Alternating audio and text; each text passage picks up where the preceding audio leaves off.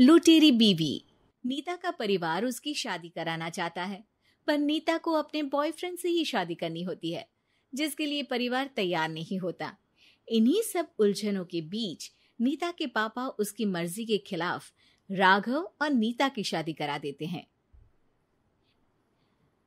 शादी ਤਾਂ ਤੁਸੀਂ ਮੇਰੀ ਕਰਾ ਦਿੱਤਾ, ਹੁਣ मैं भी देख दिया ए परिवार खुश किवें रहंदा है।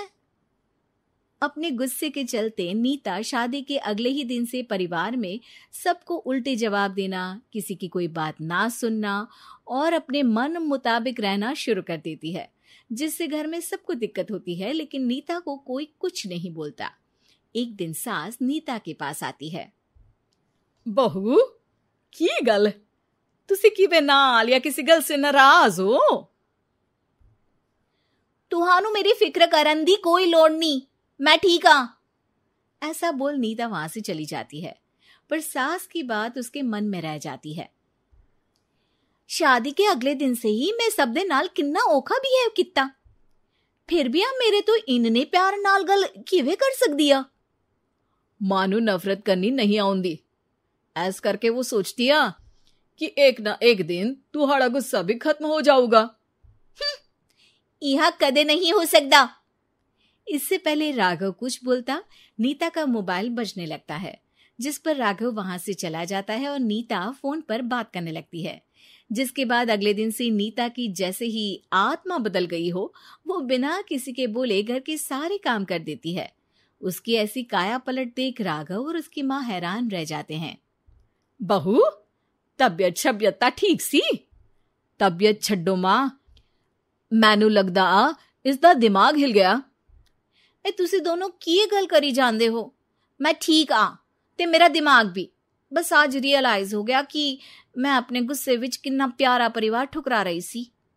नीता की बात सुनकर सब बहुत खुश होते हैं और अब नीता सास की सेवा से लेकर पति की हर बात मानने लगती है, जिसकी वजह से कुछ ही समय में घर की सारी भाग दौड़ उसके हाथों में आ जाती है। उसी के साथ सास और राघव भी हर काम के लिए नीता पर ही डिपेंड हो जाते हैं। नीता मेरा लैपटॉप किथे आ? बहू मेरी दवाइयां। अब नीता अच्छी पत्नी और सर्वगुण संपन्न बहू बन गई होती है और इसी तरह विश्वास जीतते हुए एक दिन तिजोरी की चाबियां भी उसके हाथ में आ जाती है। ऐ हुई ना गल, हुन आएगा जिंदगी विच स्वाद। तिजोरी की चाबियां हाथ में आती ही नीता एक रात सास और पति के सोते ही सारे गहने और कैश लेकर घर छोड़ अपने बॉयफ्रेंड के पास चली जाती है। रवि मैं आ गई, अब सानू कोई अलग नहीं कर सकता। ते वेख मैं सारी ज्वेलरी ते कैश भी साथ ले आई। नीता की ये बात सुनकर रवि खुश हो जाता है और वो दोनों साथ रहने लगते हैं, जिसमें नीता पूरा समय काम करती है तो रवि उसके लाए पैसों पर ऐश करता रहता है। मैं तेरे तो प्यार कर दिया ता करके ससुराल छड़ाई, और एक तू आ जो पैसों दे आगे कुछ भी नहीं देखदा। ओ महारानी अपने काम तो काम रख, मेरे ते जुबान लड़ान दी जरूरत नहीं, वरना इस घर तो बाहर कर देना है। ऐ मेरा घरा तेरा ससुराल नहीं, जीवे मन किया रहली इथे रहन लाई, हाथ चला जुबान नहीं। रवि की बातें सुन नीता के सिर पर जैसे आसमान ही टूट जाता है। एक तेरे करके मैंने अपने मां पियो नाल उस भले चंगे ससुराल नु भी धोखा दिता ते तू छड्ड परे, मेरी ही गलती आ जे आखा उत्थे तेरे प्यार दा पर्दा डाल उस दिन फोन ते तेरी गल्ला विच आ गई। जे नहीं आउंदी ता आज खुशी नाल उथे ही बैठी होनी सी। ए भाषण उन्ना दियो जिससे इसका फर्क पड़े, मेरे कॉल नौटंकी नहीं। रवि वहां से चला जाता है और नीता रोती पछताती वहीं बैठ जाती है। हाय रब्बा, ए मैं की कर दिता, उस घर विच भी वापस नहीं जा सकती। एक ता घर छोड़ा नाल चोरी भी की, कोई मेहणु माफ नहीं करूंगा।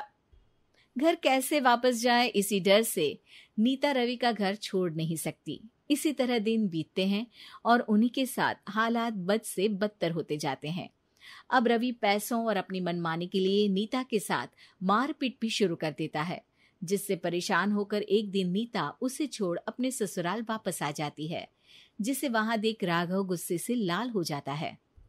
हूं थे की लेना या हमारी जिंदगी के साथ घर था तो पहले ही बर्बाद कर गई सी।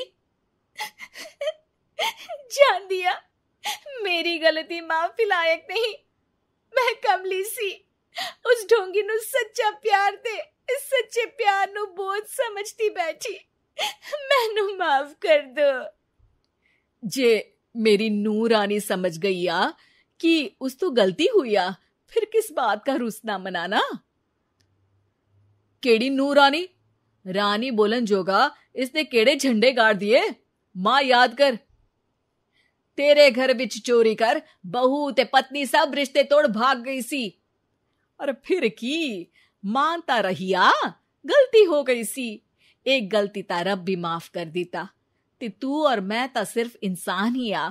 माफ कर दे, मैं बोल रही आ, ये दोबारा कदी कोई गलती नहीं करेगी। इसदा नहीं ता मेरा ही भरोसा कर ले। ठीक आ, जिवे तुहानू ठीक लगे, पर इसे बोल दे मेरे कोलो कोई उम्मीद ना रखे। तुसी जीवे कहोगे। अब सास हर रोज राघव को मनाने की कोई ना कोई नई तिकड़म बताकर नीता को उसके पास भेजती रहती है, जिससे कुछ समय बाद नीता का पछतावा और कोशिशें देखकर राघव भी उसे माफ कर देता है।